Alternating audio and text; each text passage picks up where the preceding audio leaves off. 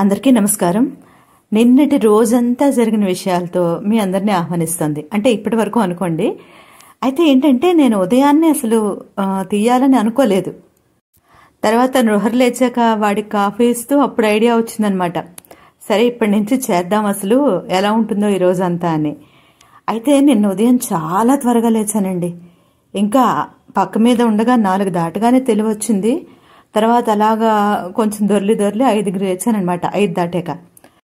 ఈ మధ్య అంటే ఈ గురవారెడ్డి గారి దగ్గరికి వెళ్ళక ముందు ఇక్కడ ఒక ఒంట్లో బాగాలేనప్పుడు వెళ్ళాను కదా ఒక డాక్టర్ గారి దగ్గరికి.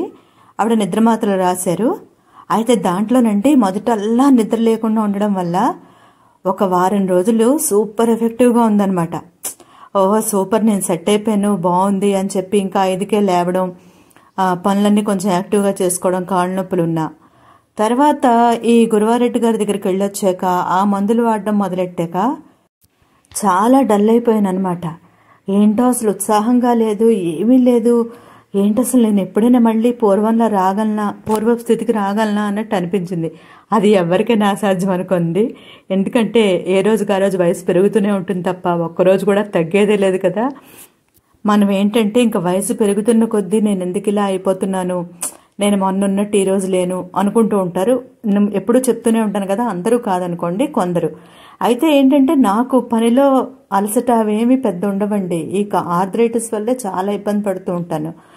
అయితే ఈ మధ్య చాలా ఏంటి నేను ఇలా అయిపోతున్నాను. నిజం చెప్పాలంటేనండి నాకు ఇంకా చాలా బాధ్యతలు ఉన్నాయి. ఏదో ఆరాంగా అయితే లేను, మనసు శరీరం కూడా. అయితే ముందుగా వంట విశేషాలు చూడండి. 2 పెద్ద క్యారెట్లు, ఒక చిన్న క్యారెట్ ఉన్నాయన్నమాట. 2 పెద్ద క్యారెట్లు ఇలా ముక్కలు కట్ చేశాను. నృహరి ఆఫీస్కి వెళ్ళిపోయాడు, వాడికేం వద్దన్నాడు. అయితే ఏంటంటే నేను ముందు క్యాబేజ్ కూరకని క్యాబేజ్ కట్ చేశాను.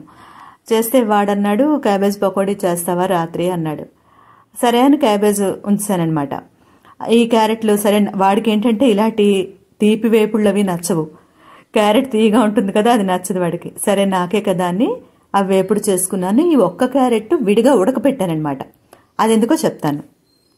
కిందటి వారం ఎప్పుడో ఐబ్రోస్ చేయించుకోవడానికి మా స్వాతి దగ్గరికి వెళ్ళినప్పుడు తనని ఎవరో అడుగుతున్నారనమాట. ఒక అమ్మాయి అడుగుతోంది, సన్ ట్యాన్కి హోమ్ రెమెడీస్ ఏమైనా చెప్పండి అని.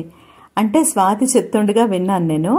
క్యారెట్ ఉడకబెట్టి అది బాగా మెత్తగా గ్రైండ్ చేసి బాగా పేస్ట్లా అయిపోవాలి. అందులో కొంచెం పంచదార, కొంచెం తేనె కలుపుకొని అప్లై చేసుకోండి. దానివల్ల సన్ ట్యాన్కి మంచి రిలీఫ్ ఉంటుంది, కొంచెం మెరుగుపడుతుంది అన్నట్టు చెప్పింది అనమాట.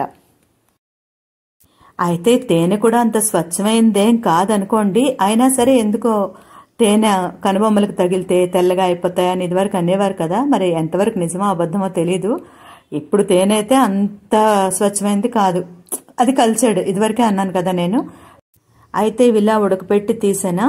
తర్వాత ఏంటంటే వాటిని చల్లారాక ఈ జారులో వేసి పేస్ట్ చేసుకొని ఉంచుకున్నాను. అయితే ఎంతకీ గ్రైండ్ అవ్వదండి.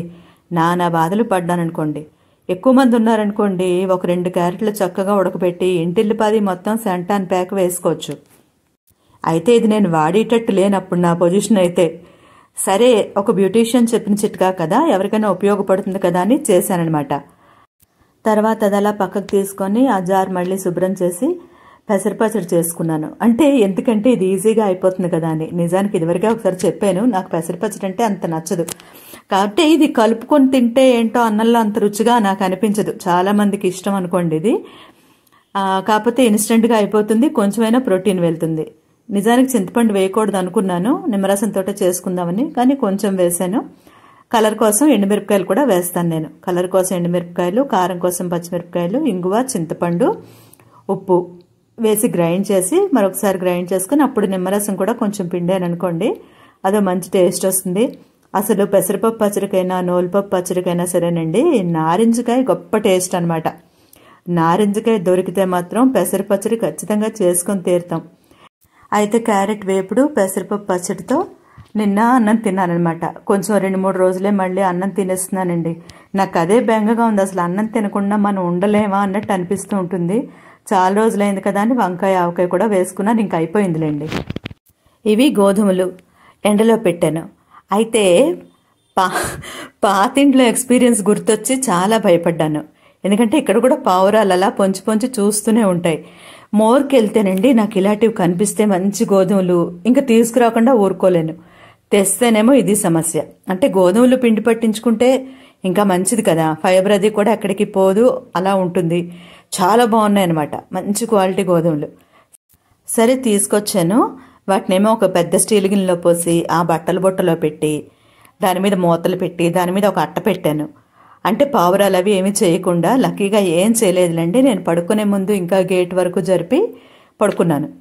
ఇంకా మధ్యాహ్నం అయ్యాక 3 అయ్యాక తీసాను. తీసి సాయంత్రం నిన్న శుక్రవారం సంత కదా, సంతకు బయలుదేరే ముందు ఇలా మిల్లుకి వెళ్ళి ఇచ్చానమాట. అయితే ఇందాక మందుల విషయం చెప్తున్నాను కదా, మళ్ళీ ఆ టాపిక్లోకి వస్తాను.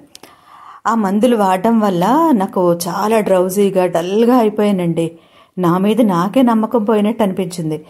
మొన్న రాత్రి ఏం చేశానంటే, అయితే నేను గమనించింది ఏంటంటే నిద్ర మాత్రల వల్ల అని తెలుసుకున్నాను. సరే ఇంక ఏదైతే అది అయిందని చెప్పి మొన్న రాత్రి నిద్ర మాత్రం వేసుకోలేదు. వేసుకోకపోతే చాలా అసలు డిస్టర్బ్డ్ స్లీప్ ఎప్పుడు నాకు అలాగే ఉంటుంది. మొన్న రాత్రి మొత్తం నిన్న తెల్లవారుజాము వరకు ఒక 3 గంటలు నిద్ర అనుకోండి. తెలివి రావడం పడుకోవడం అలా 3-3.5 గంటలు పడుకున్నాను. అయినా నిన్న ఉదయాన్నే 5కే లేచాను. నిన్న ఉదయం లేచి ఎంత పని చేసుకున్నానో. ఎప్పటి నుంచో సర్దకుండా ఉన్న పక్క బట్టలు మా అక్క వాళ్ళు వచ్చి వెళ్ళిన తర్వాత అవి, ఇంకా గదిలో చీరలన్నీ మడత పెట్టకుండా వదిలేసినవి అవన్నీ సర్దుకొని పెట్టుకున్నాను. అయితే నాకు డాక్టర్ కూడా ఎక్కువ రోజులు చెప్పలేదులేండి, ఇలాగ కంటిన్యూస్గా వాడితే ఒక గాడిలో పడుతుంది, అలవాటు అవుతుంది శరీరానికనే చెప్పారు. అప్పుడే కారాలు బాగా పట్టించేస్తున్నారండి మిల్లులో, ఆవకాయలు కనుకుంటాను. అయితే ఇక్కడ గోధుమలు ఇచ్చి నేను మళ్ళీ కూరగాయలకని వెళ్ళిపోయాను అనమాట సంత వైపు. అటు వెళ్ళి అక్కడ తీసుకొని మళ్ళీ వచ్చి పిండి తీసుకొని రోహరికి ఫోన్ చేశాను, ఆఫీస్ నుంచి వచ్చావా అని. వాడు వచ్చి బ్యాగ్స్ అవి తీసుకొని వెళ్ళిపోయాడు అనమాట. ఇంకా నాకు నిన్నంతా అవ్వలేదు కదా, ఈ రోజు ఉదయం తీసాను ఈ క్యారెట్ పేస్ట్. అంటే ఫ్రిడ్జ్లో ఉంచానులేండి. మా శంకరమ్మ పాపం కడగమంటే మొత్తం అంతా కడిగేసింది. అయితే రాత్రి ఫ్రిడ్జ్లో పెట్టిన క్యారెట్ పేస్ట్లో ఇప్పుడు ఏం చేశాను, కొంచెం పంచదార వేసాను. ఇంకా తేనె ఉంది కానీ నేను అంత వేయదలుచుకోలేదు. తర్వాత ఏంటంటే కావాలంటే కాఫీ పొడి కలుపుకోవచ్చండి. కాఫీ పొడి ఇన్స్టెంట్ పౌడర్ కూడా ట్యాన్ తీస్తుంది అంటారు, తెలియదు మరి. నేనైతే కొంచెం వరిపిండి వేసాను, బైండ్ అవ్వాలి కదా, ఎంత పేస్ట్లో అయినా సరే పట్టదు.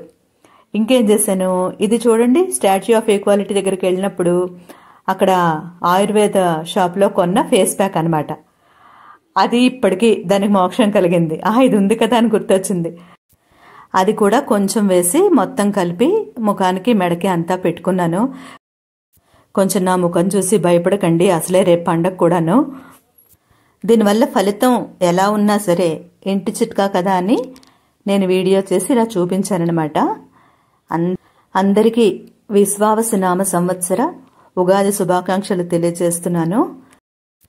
అందరి ఆశలు ఆశయాలు తీర్చుకోగలిగే అవకాశాలను భగవంతుడు పుష్కలంగా ఇవ్వాలని కోరుకుంటూ మరిన్ని విశేషాలతో మీ అందరినీ మళ్ళీ కలుసుకుంటాను. అంతవరకు అందరికీ నమస్కారం.